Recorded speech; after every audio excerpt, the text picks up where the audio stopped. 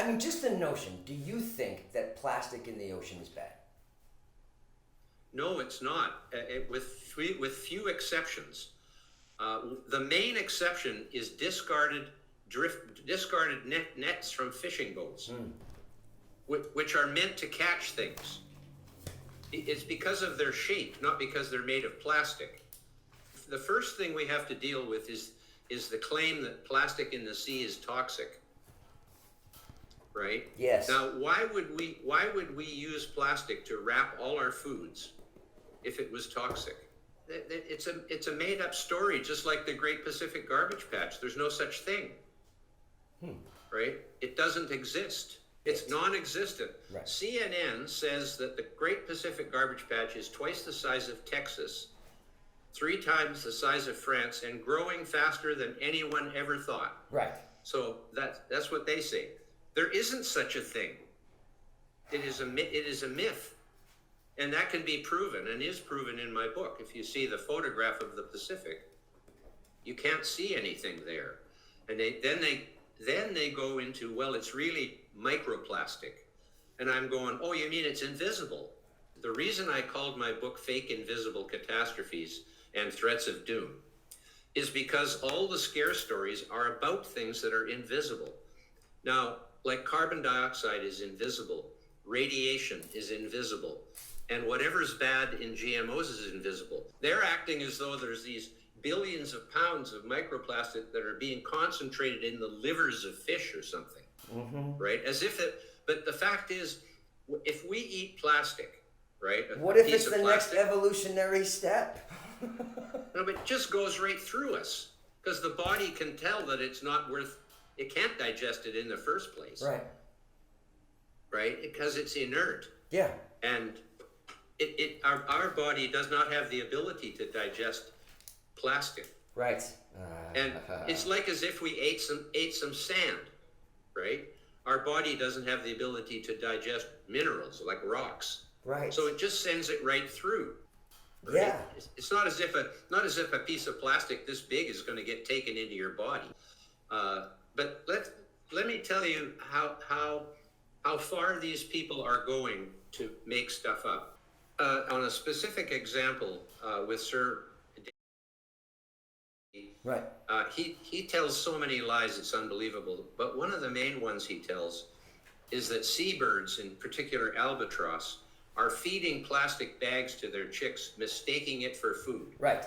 Okay, great. Yes. He holds up a plastic bag in front of an albatross nest and says the mother birds and the father birds are feeding these plastic bags. He holds up a clear plastic bag.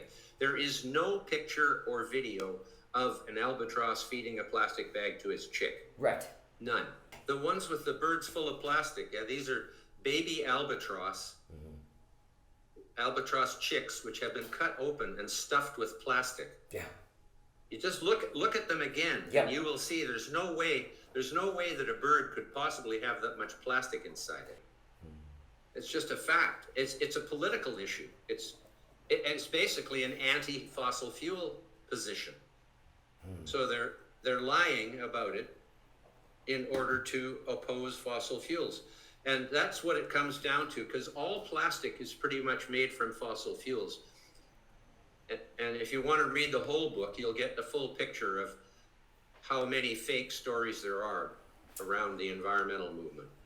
It's all because they're invisible or remote. Polar bears and coral reefs are the two most iconic, right? Right. Yeah, of course. And polar bears are at the North Pole. Yep. And the coral reef, the Great Barrier Reef, is underwater way off Australia. So only a tiny fraction of people will ever see either one of them sufficiently to make a judgment themselves about whether or not the lies they're being told are real. So the human species is now being depicted as the only evil species on the planet. Yes, yeah, sure. Right? Well, we have survived the 3.5 billion years of evolution like the other ones that are still here. Yeah. The 1.7 million species that exist today are a tiny fraction of the number of species that went extinct along the way. A tiny fraction. So we are the meanest badass species that ever lived, because all the ones that are still alive today, have survived through every cataclysm along the way, because every living thing today is the result of a continuous successful reproduction since the beginning of life. So you were the founder. founder.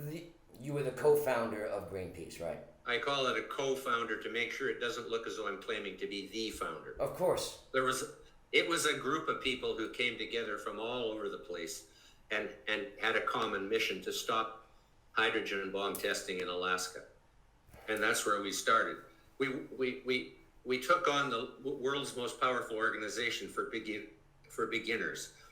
And when I did come out in favor of nuclear energy, that's when Greenpeace took me off the list of co-founders on their international website.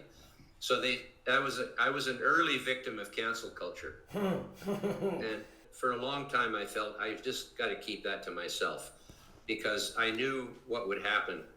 Yeah. If I, as a co-founder of Greenpeace, of course, came out on that position.